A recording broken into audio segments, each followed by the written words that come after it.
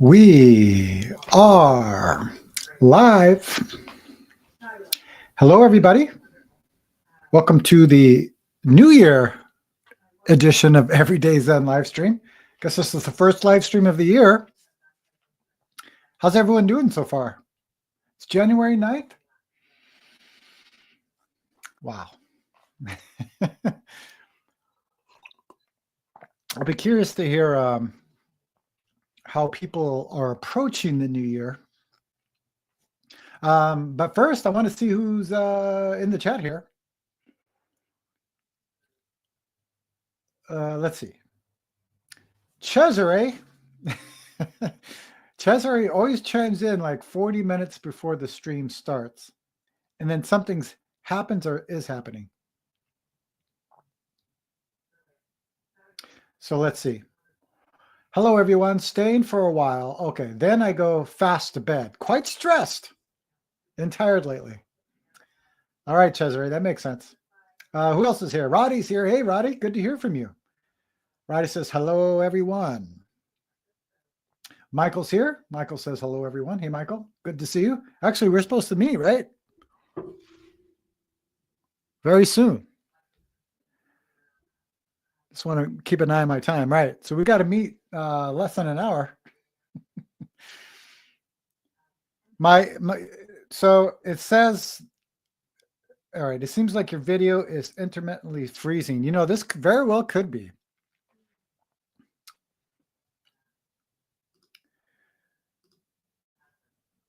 I believe there are some internet issues on this side.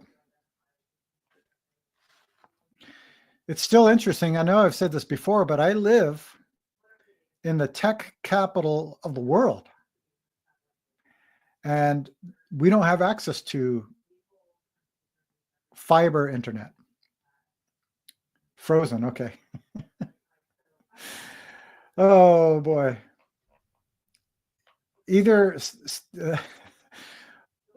Let me see if I can get through this, and hopefully the internet will pick back up. Otherwise, we'll probably have to make this short. So let's see. Stephen is here. Happy New Year from Ottawa. And he says frozen. Now, either you're frozen or my video's frozen. Okay, Michael says I can hear you fine. Okay. Maybe we'll turn this into a podcast. All right, let's see who else is in here. Kevin's here. Hey, Kevin, good to see you. Kevin says, hi, everybody. Oh, okay. Stevenson, I am frozen. All right, good. Not good. I don't wish you to be frozen. But good meaning now I understand what you're saying. Kevin says, yes, vid freezes here in Berkeley too. Yeah.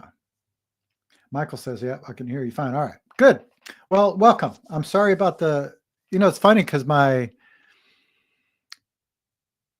streaming software here says that things are fine as far as the internet goes, but I know for a fact that it's not because I tested it before I went on and it's not good. So what do we do about that? We just move on. So Stephen, I Texan should not be in Ottawa during winter. Highly agreed with that. I grew up in the Central Valley of California, so very hot during the summer. Average is high 90s, hundreds, sometimes even hotter than that, 110, 115. And when I moved to Rhode Island, to the Providence Zen Center, I was quite shocked. Not only was it very cold during the winter, but also very humid during the summer. Anyways, I'm happy to see you all. Thanks for being here. If you haven't already, let us know in the chat where you are living. Also, if anyone has any questions about Zen, meditation, your practice, life, any kind of question, just put it in the chat.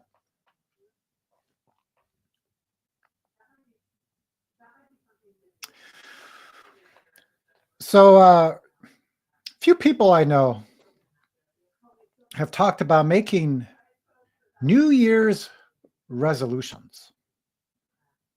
Has anybody in this chat made a resolution this year or resolutions? Let me know if you did. I'm gonna be curious. I always find it interesting that human beings go down this path. I totally get it. I can't remember the last time I made a New Year's resolution. It must have been a while. But I think what's interesting about them, it's almost like, oh, so Cesare is asking, are there still forest fires? I mean, California. Yeah, there's some bad fires going on around here. Near Los Angeles, it's really bad. I think 5 people have died already. Yeah, it's about 7 hours away from where I live. It's not good. So these New Year's resolutions, it's like people are changing an outside action. Like, I'm going to quit smoking. I'm going to lose weight. I'm going to get off the internet. There's all kinds of different things that people do. And I remember when I used to make resolutions. Now, I don't know what it was that I chose to do or not do.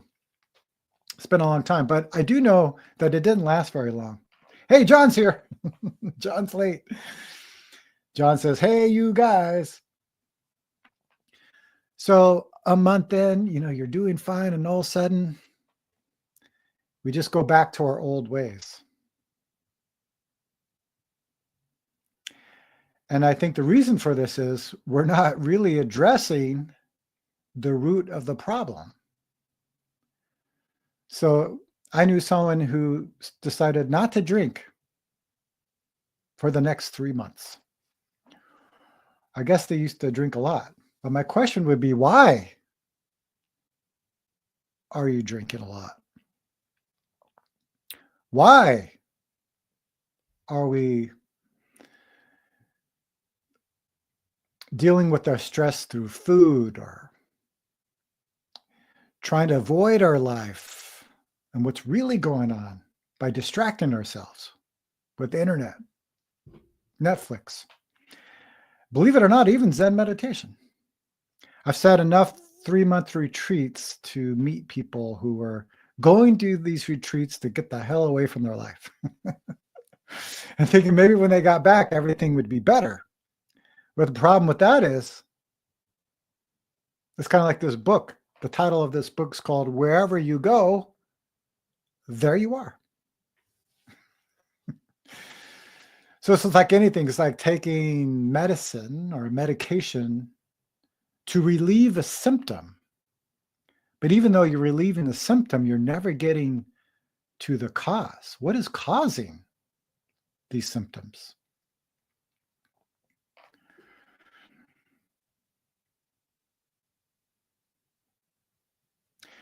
So some of you, let's see, 1, 2, there's a few of you here who are joining the Quantum School of Zen online heart Kilche. So Kilche is this traditional 3-month retreat period. It already started in Providence Zen Center. I believe it started last Saturday. And it's a 90-day retreat. Some people will sit the whole 90 days.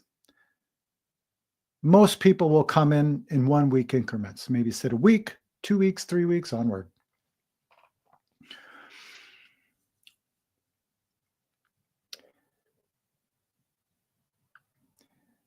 And in this opening ceremony at this Heart Kilche, people were talking about what they were going to do for the next 3 months. So some people are adding more meditation practice to their schedule, maybe trying to implement meditation in their daily life.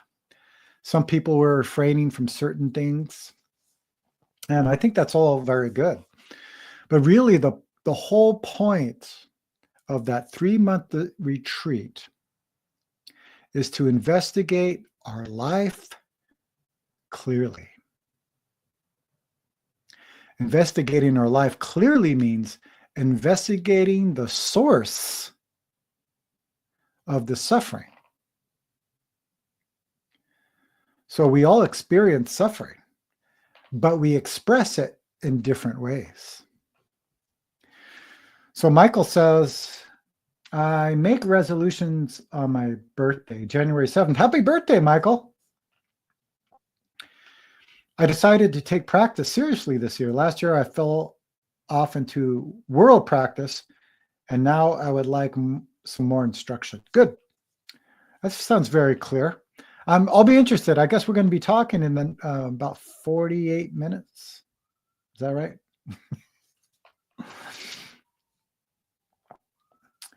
Some of you know I do one-on-one sessions, so you can always go to my website. If you're in the Patreon community, I will be doing one-on-one sessions this Monday.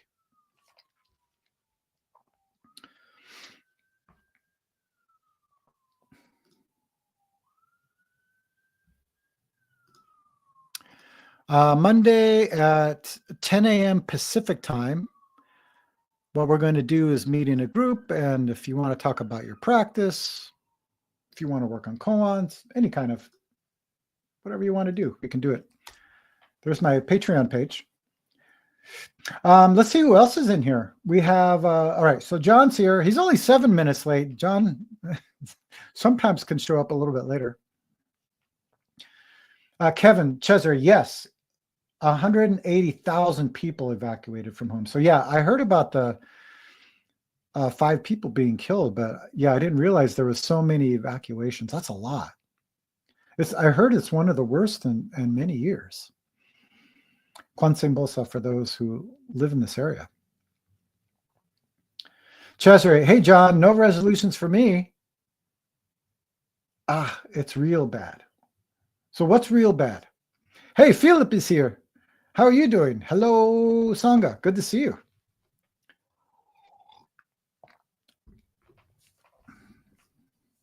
Seems like it's been a while.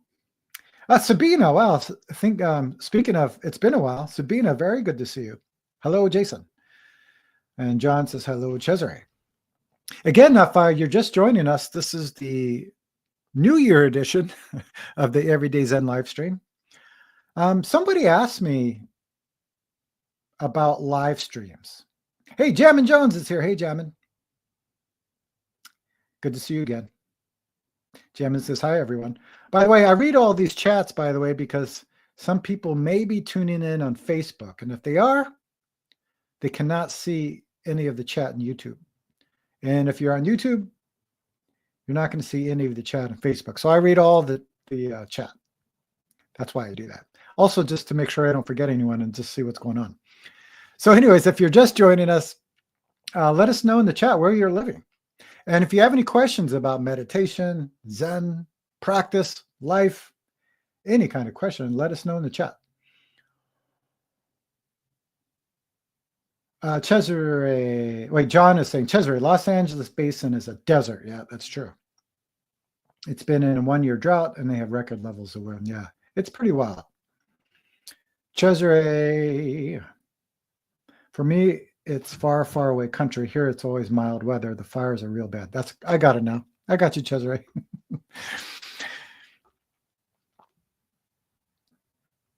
So I was thinking of, well, we talked about New Year's resolutions. Didn't sound like too many people made them. I think maybe if we rephrased it, New Year intentions sound interesting. Because I know usually at the beginning of the year, Decembers are usually pretty hard for me. Meaning there's a lot of traveling, family things going on. There's the big kids are off school. And usually my health is not so good. So usually in January, I look at, what I mean by intentions is I look at, as Kilche would explain, look at life very closely. Are my words, are my actions serving a clear purpose?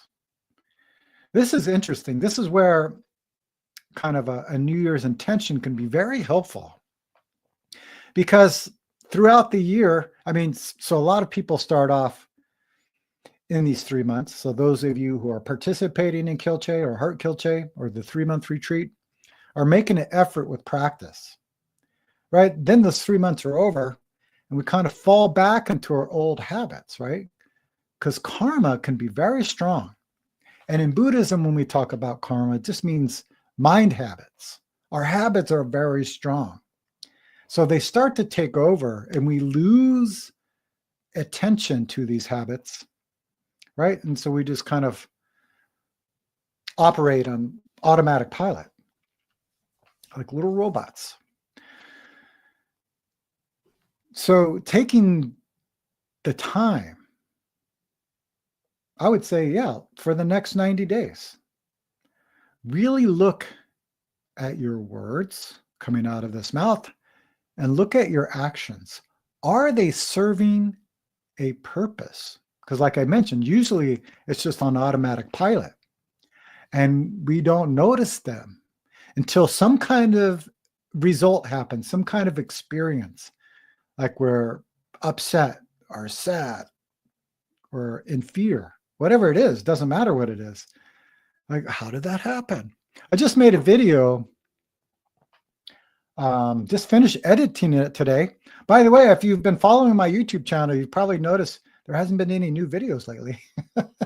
If you've been following me on Patreon, I kind of explain what a shit show the month of December has been. Go check out that post if you're interested in seeing it.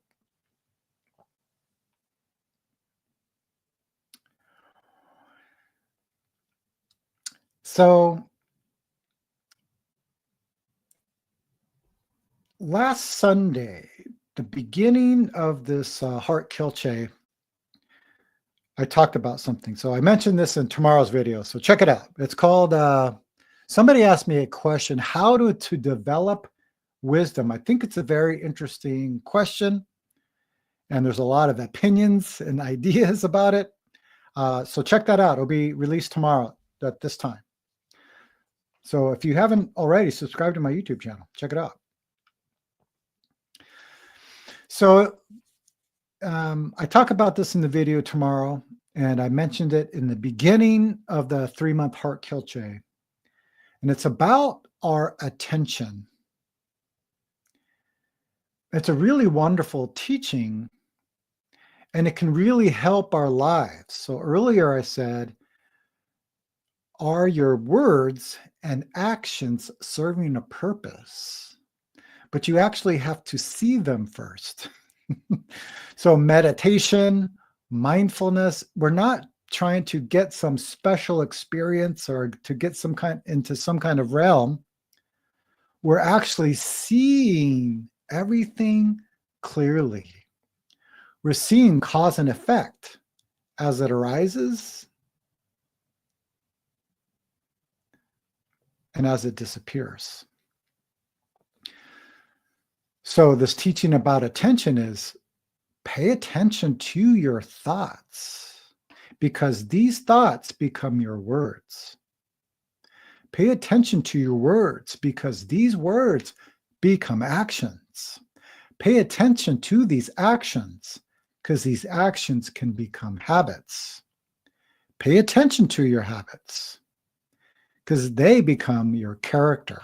So when people think about themselves, the self or Jason, we're just looking at our mind habits, our conditioning.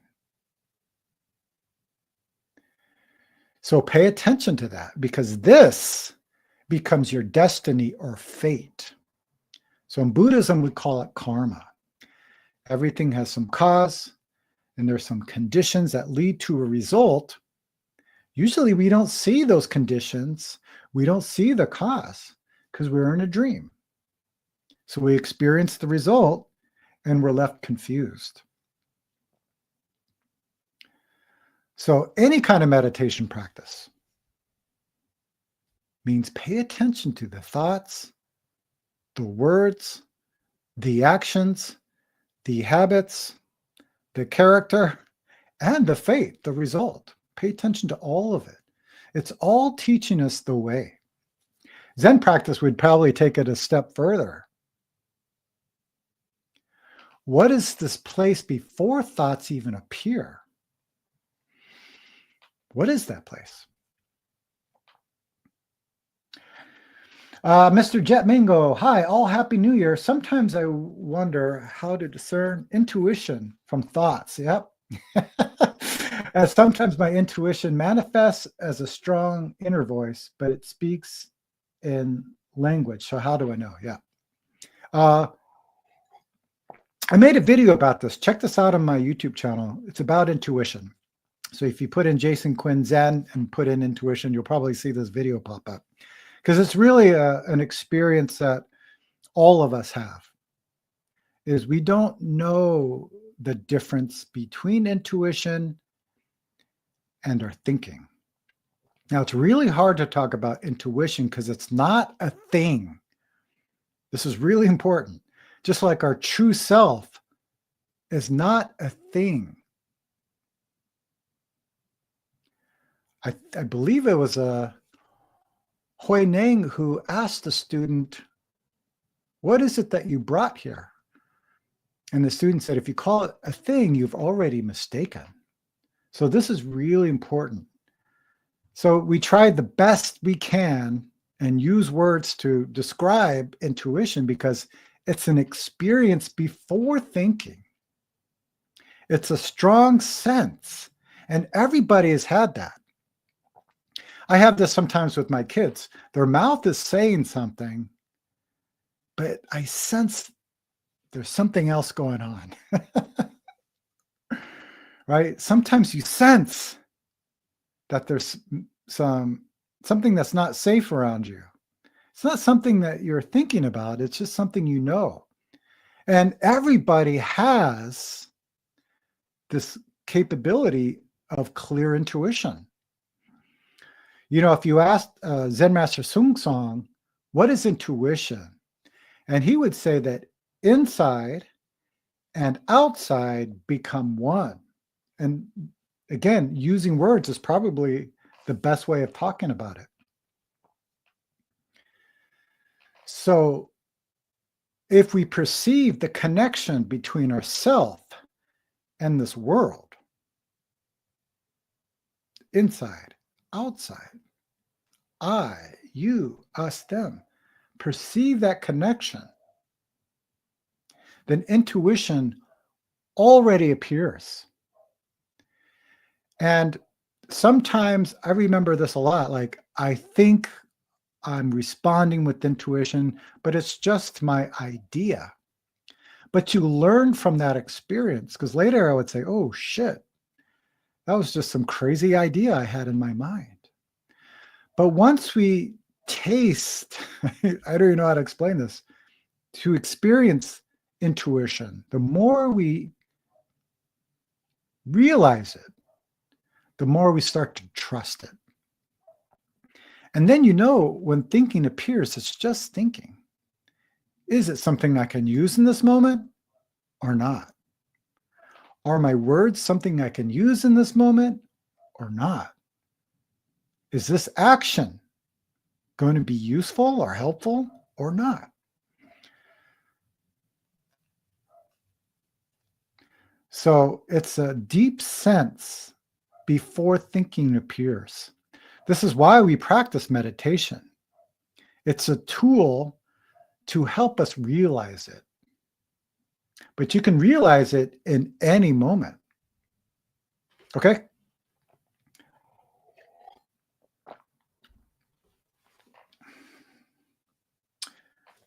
All right.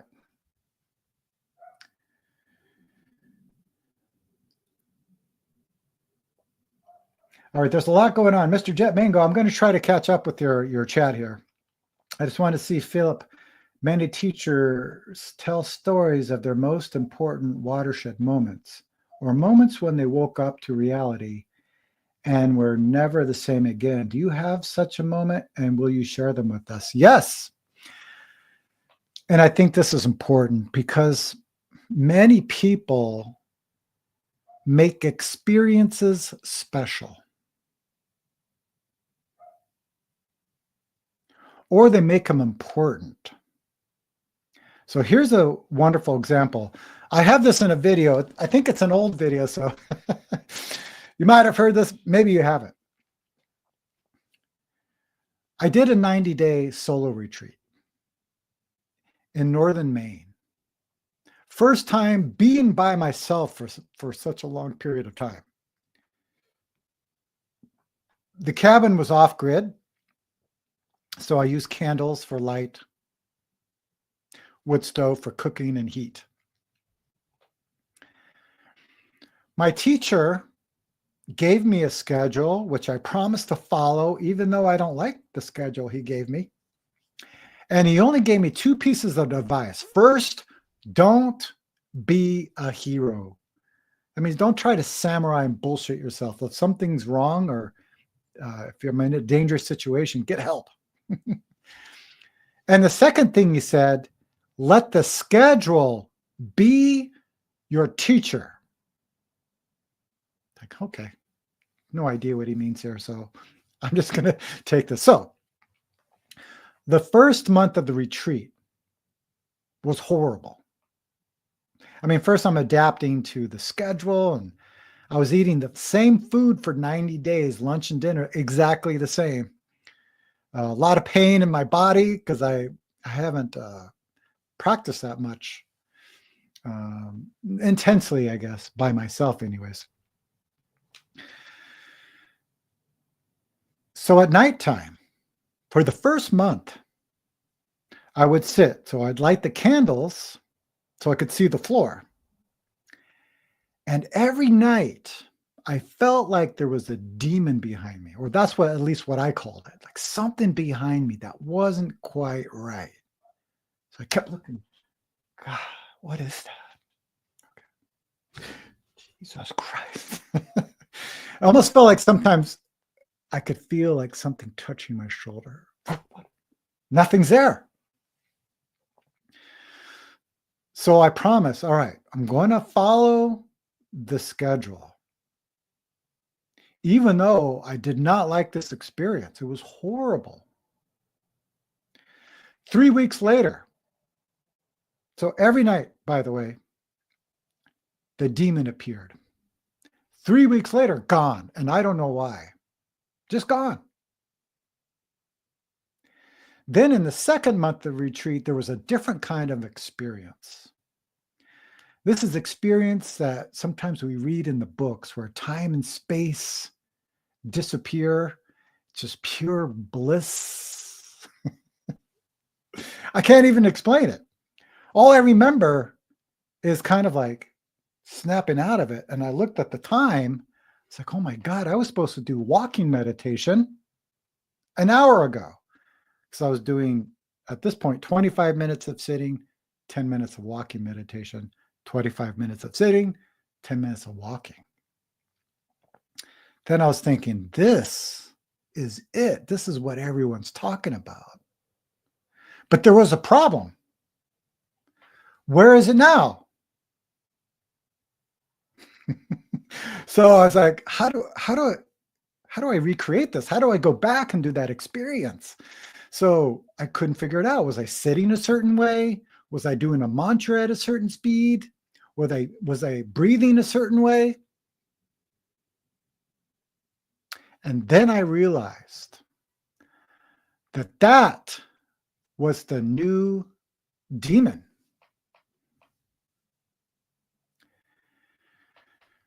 At the end of the retreat, the last month, I realized something, and that's where I think it's very important, that both of those experiences were exactly the same. Both experiences had no self-permanent nature. I just happened to like one experience and didn't like the other. And this Grasping after something we like, pushing away the things we don't like, is the definition of suffering. Buddha made it very clear. It's the grasping, it's the avoiding. So that, I think, was something that completely changed my life. That all experiences have no self-permanent nature. And does it even really matter? You have a wonderful experience. Now what? I remember people used to go to the Zen Center in Providence and ask my teacher, "Oh, I had this enlightened experience. It was so wonderful." Then my teacher would say, "So where is it now?" Nobody could answer, right? They're holding something. Holding is the definition of suffering. So wake up. If you find yourself in a situation that's not pleasant, it's the same. Then what? So Zen practice means wake up from this dream. Wake up from the grasping. Don't touch. Then your life becomes clear. Intuition appears automatically. And then we have wisdom to share with others. Okay? All right, everyone. Hey, welcome to the live stream, everyone. If you haven't already, let us know in the chat where you are living. All right, let me see if I can read Mr. Jet Mango's question here. Second challenge is about checking my own mind. Does that mean, in other words, for example, when I'm testing if my understanding is correct, or more like thinking about thinking? I perceive people's way of action leading to suffering, and I try to help them, but they aren't listening and they are caught up in their own closed loops. Is this what we call checking our mind? Sung Song said that good and bad are your true teachers, but if you check good and bad, they become demons. Not only good and bad, but Buddha, God, Zen masters, etc., will become demons if you check them. Isn't that interesting? I just talked about demons. So if you check your mind and feelings, you will have problems. Only go straight ahead. Don't check anything. Could anyone explain this to me more? Wishing you all the best. All right.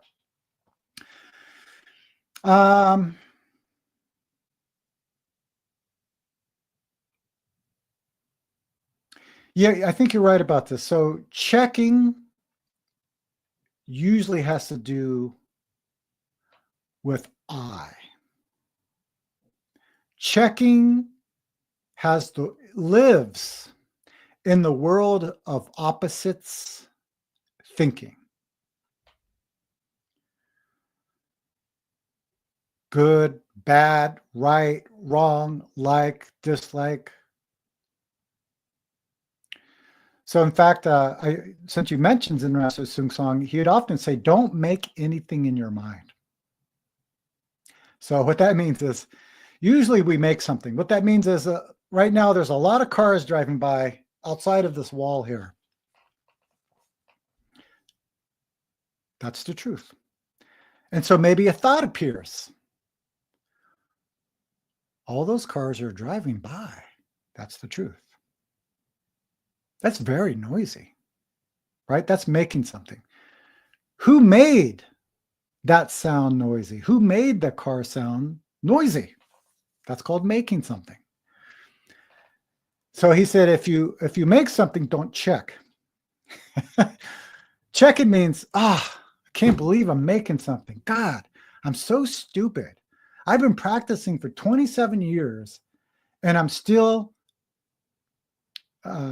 making good and bad, right? I'm still making something. That's called checking. So you're right. You're kind of like adding thinking on top of thinking, and then eventually it snowballs. But then Zen Master Sung Song said, well, if you're checking, don't hold it. And I think that's really important. Because it's the holding that kills you.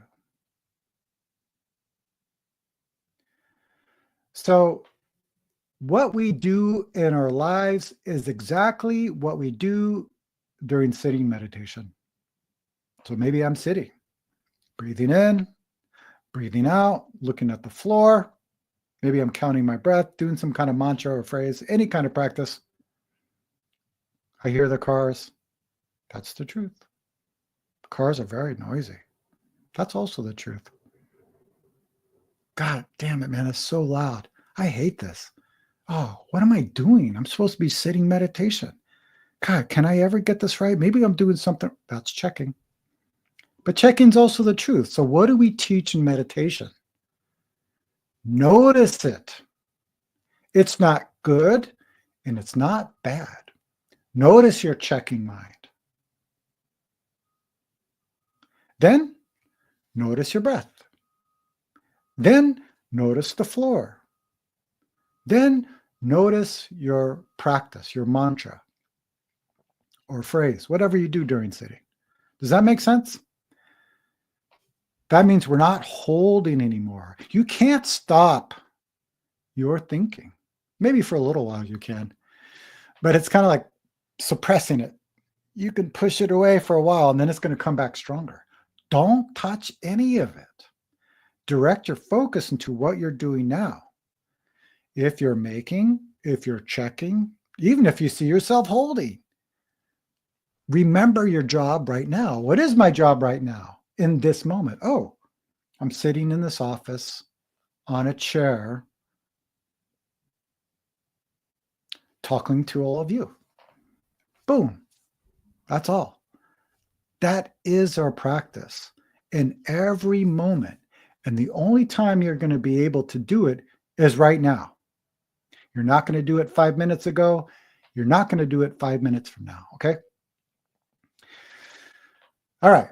Let's see. Let me get through the chat. Sorry if I'm taking too long to get through this. If you're just joining us, welcome to the New Year edition of Everyday Zen live streams. My first live stream. Some people asked if I'm going to be doing more live streams. I know December, like I said, if you've been following me on Patreon, December wasn't so smooth. But I do plan on doing more live streams, at least every other week. I'd love to do it every week if people want that. So we'll see how it goes. John, I saw a video of Zen Master Debong Sanim answering questions. One was how to tell the difference between impulse and intuition. He said if it contained I, it was impulse. Yeah. But you learn that through your own experience. So even if you believe it's intuition, but that's just an idea. What is intuition? Throw it away. Throw away impulse. All of it's just going to be more confusing and it's not going to be clear. Throw it all away in the garbage can. Right now, wake up. What's happening right now? How can I help? That's all. Then we don't have to worry about impulse or intuition or any of this stuff. All right. Mr. Jet Mango. Thanks, Jason and John. Very useful insights. I'll look for this video. Hey, Jeff is here. Hey, Jeff. I haven't seen you in a while. At least online. Streaming, anyways. Then again, I haven't been streaming very much. Happy New Year. Happy New Year to you. I hope it's a clear one for you. Cesare. Hi, Jeffrey. Anyway, thanks a lot, everyone. And Jason, I go to sleep. Well, good night. I hope you wake up with a clear mind. Let's see. Oh, also, too, if anybody else has any questions or comments, questions could be about Zen, meditation, practice, life, any kind of question. It's okay. Put it in the chat. We have a little bit more time. I have to meet Michael pretty soon, 20 minutes. Some of you know I do one-on-one sessions, so if you ever want to talk about your practice, work on kongans, whatever you like to do, just reach out to me. All right, Jeff's telling, let's see, let me go back here. All right, Mr. Jet Mango, have a restful night. Jeffrey's saying, hello, Cesare, have a good sleep. Antonio's here. Hey, Antonio, good to see you. Hi from Las Vegas. I believe you and I are meeting soon, right? Mr. Jet Mango, wonderful. Thank you all. John says good night to Cesare. Oh, Jeff, I haven't been online much for the past few months. Good for you. Congratulations. You know who I think about? Some of you may remember Adam. Adam, are you out there? I know Adam kind of disappears from the internet world from time to time, but it's been longer than usual. But I did see him appear somewhere. I don't know if it was a comment on one of my videos. I don't think it was an email. Adam, if you're out there, let us know. Adam used to be here all the time. In fact, I remember doing morning practice, and Adam was driving. So he drives for a living. I believe he still does that. I'm not even sure if he does or not. But he would, now, I have to say he was playing it safe. He would turn on the stream, so he'd be part of the live stream meditation practice. But his job was just to drive. So while we were sitting, he was sitting and driving. And he didn't look at the phone. He just drove, drove straight. It is very unique. Actually, driving meditation is probably one of the most important meditations you can do, at least here where I live. People have a lot of challenges driving here in the Bay Area, South Bay anyways. Jim and Jones, I remember you mentioning following breath while doing everyday activities like synchronizing writing and breathing. Do you have any encouraging thoughts? Well, I think first it's really important to pay attention to your breath. Now, the reason for that is most adults that I know forgot how to breathe. Do you know what I mean by that? It's like the breath is just in the chest and it's kind of tight. Maybe there's some anxiety there. We can't get that full breath. That means we have a lot of energy we're holding in this area. Now, some people are holding a lot of energy in their thinking. Do you have that? Thinking, doesn't stop. You go to bed just thinking. And if you're really unfortunate, which a lot of us are, you have the energy stuck here and here, then you have a problem. So what is it about our breathing? What happened? Because if you look at little children, I remember my kids at even 1, 2 years old, you would look at their belly when they would breathe. And when they breathe in, their belly would just pop out. And then when they breathe out, this belly fell back in. And I realized that's how we were born, to breathe like this. Just as we get older, we start to develop a sense of self. We start to get into our thinking more. We start dreaming a lot. Or we get caught up in what we're feeling and we're holding those experiences. We suffer. There's no way out of it. We can't perceive the moment clearly. There's no way we're going to be able to respond in any way that's helpful. So just, first of all, returning to this original breath, this original breathing. So during the sitting practice, we're making an effort to return to this breathing. Now, you can't force it because it's a strong body habit. So we just try. We really try.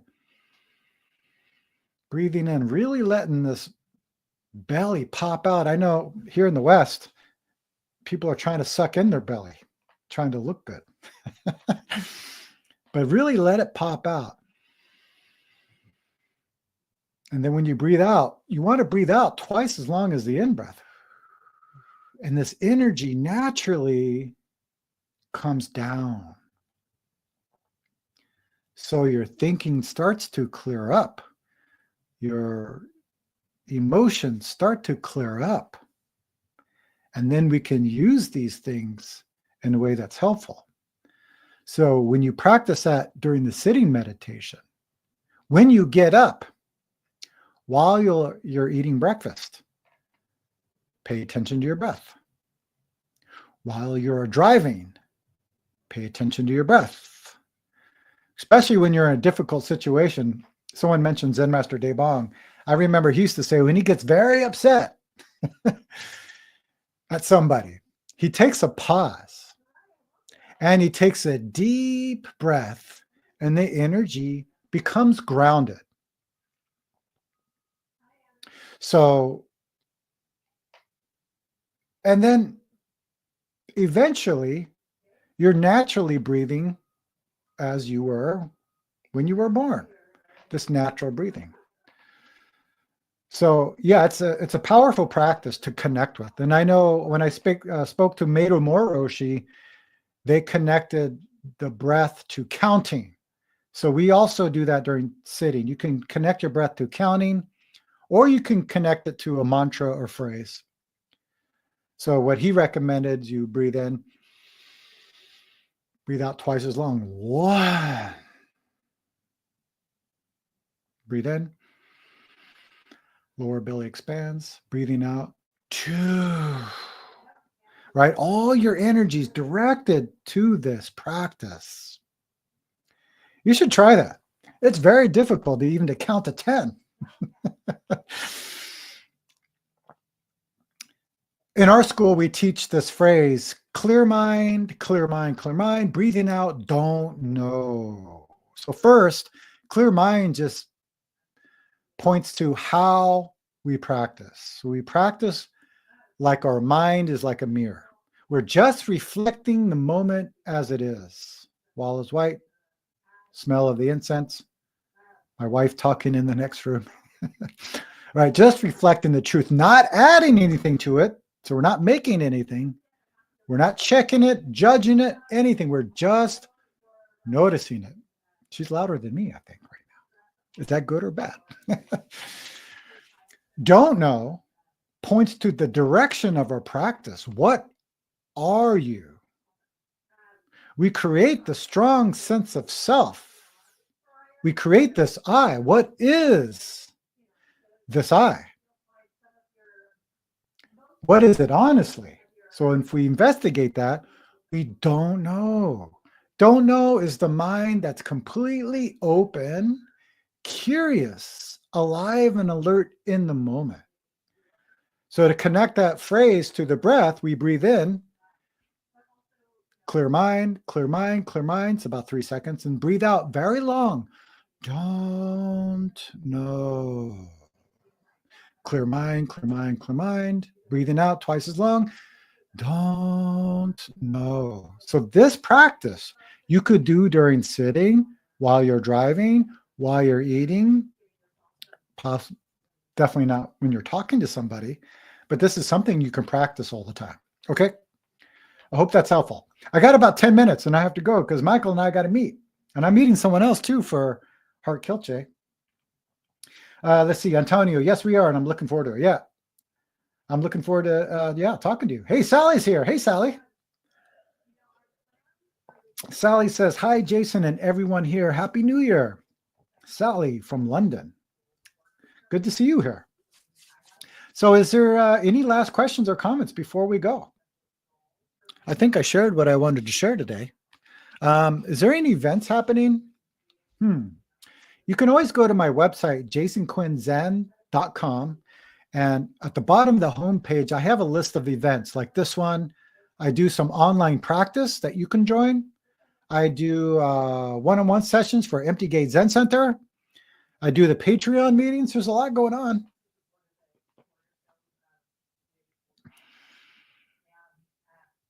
Jeff, do you think it's important to explain the deep meaning of the practice to people who have been practicing this? Do you think it's important to explain the deep meaning of practice to people who have been practicing this? Oh, sorry. Let me read this again. I get it now. Do you think it's important to explain the deep meaning of practice to people who have been practicing? This is from Kira. So remember, the Buddha apparently had 10,000 teachings to help the 10,000 minds. In fact, we have a koan that says, the Buddha taught the Dharma to save all minds. Right? So that means that people have different karma. So people have different conditioning, different experiences, different ideas and beliefs. So I think what's really important is to connect to the person you are with. So if I went to my neighbor, I'm just thinking of person in general, no practicing experience, not religious in any way at all. If I say Zen meditation means, what are you? They would look at me like, huh? What am I? That's stupid. Right? It doesn't match their reality at that time. Now, when I first started practicing and I heard that question, Zen means, what am I? I was like, yes, this is what I've been wanting to hear for so many years. Like I needed to hear that. So people are practicing in different ways or at different places. So there's somebody I know who had no practicing experience. And I knew that you can't really sometimes talk about these things because they won't understand. So you just take baby steps. So I said, I'll tell you what, you said that you have stress. How'd you like to reduce your stress? Yeah, sounds good.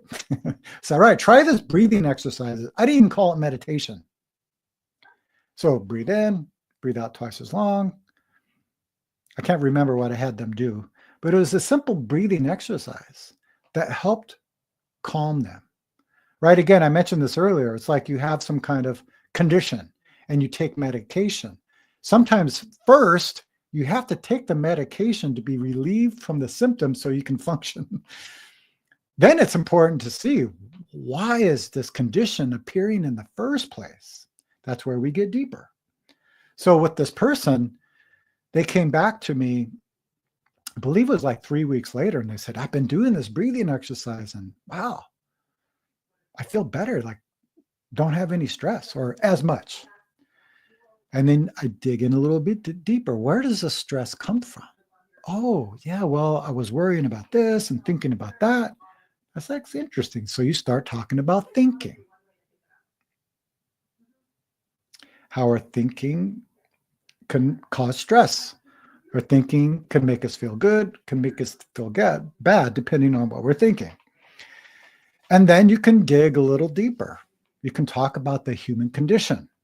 You know, everything appears in this world, stays for some time and goes away. I think we all know that, but we don't want to see that truth because we attach to these things, right? When I first started practicing, I saw that so many people were looking for something outside of themselves to make them happy. Well, there's a problem with that. First of all, what if you don't get that thing? Then you're not happy. What if you get that thing? You can't keep it. So at this point in my life, I got divorced, lost my job, like all things were falling apart. So I saw that. Well, these things made me happy. Now they're not here. So where's the happiness? Right? So you can kind of talk about, people experience this in their lives, so they know about this. And Buddha talked about this in the Four Noble Truths. Not getting what you want is dissatisfying. Getting what you want is dissatisfying sometimes because you either can't keep it or you wish it was a little bit different. Only if my partner was a little bit nicer to me, or if only I made more money, or maybe I want more of this, right? It's that vicious cycle. So slowly, you can get deeper. And then I had this experience with my parents. When I first started practicing, they didn't know what the hell Zen was.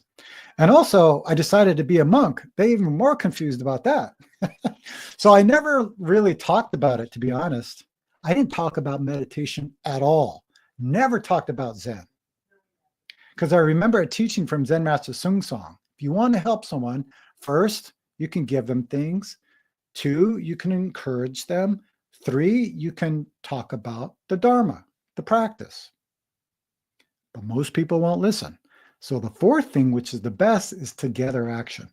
So I made an effort. I'm going to do everything my parents do. So at this time, they're divorced. So I would go to with my mom to see blues music in the clubs and drink beer. I'm not supposed to do that, but I did. And my dad would cook all kinds of foods that I usually didn't eat, but I ate it. And what happened was I started to make a connection with them.